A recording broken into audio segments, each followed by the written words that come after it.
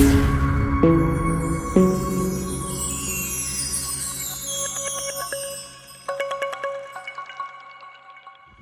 right, it's me, guys, Brandon Green. See, so every now and then you'll catch me doing a job that's not a Mercedes.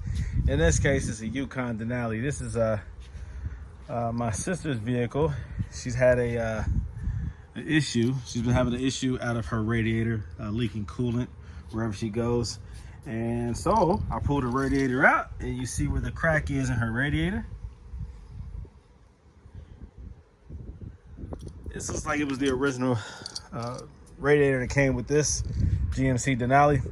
And you know, it's just what it is. Radiators are all susceptible to cracks over time. The polymer, the plastic, whatever this stuff is made out of, eventually it does give. It will get a hairline crack of some sort. And it's not worth trying to save, putting JB Weld or some other compound on it. Just get rid of it. Just get rid of it. So this is my sister's again. This is her work vehicle, her work truck. And she's been waiting for me to get around to changing this radiator out for her. You know me, always busy out here in the garage. Always got a million things to do.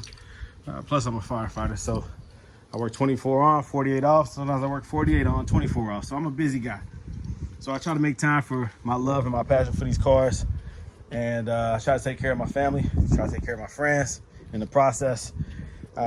This right here is one of my favorite vehicles, the GMC Denali XL. The 2003 is what I prefer up till the body style change. What's that, like the 06 or something like that, 05. I love these trucks, man. I think 06, I can't remember. But these were, I used to have a bunch of these, man. Matter of fact, I bought this one for her probably 5-6 years ago. She's been driving it ever since. This thing has probably almost 300,000 miles, and it's her work truck, man, and this thing just keeps going. These 6.0 Vortec V8s, man, are just really good motors. They're powerhouses. A lot of people take these motors out. They do some mods to them. I don't know if they bore them out, whatever they do to them. They can get like 1,000 horsepower out of these motors. I guess it's like the LS1. I don't know. Whatever motor this is, it's a beast. They put them in a lot of tuner cars and whatnot. Same motor that's in a Corvette, I believe. I don't know what years. I can't remember that stuff. I'm a Mercedes guy. But I definitely know that these motors last. And you can put high miles on these joints. Very nice, reliable engines. You gotta respect GM for that. These motors have proven themselves, man, over the years. So I respect them. Again, I love the Yukon Denali. These GMCs are nice trucks, period, hands down. I don't care how old they are. I think these are some of the best trucks GMC has ever put out there when it comes to reliability. These same motors, man, in any other car that they put them in, they last. The 6.0 is better than the 6.2. You see 6.2s with the ticking, you know, the knocking, all that kind of stuff. You see them on the on Facebook Marketplace and Craigslist all the time. But these right here, no matter how old they are, 2000, even the earlier 2000s, those motors are good. I just like the 03 because they updated the interior a little bit. But the 03 and up is what I prefer. These are great trucks. So consider them if you need something just to go out of town in, something to pull a boat, something to haul around the kids, man. I mean, look for these. You're not going to find them with low mileage.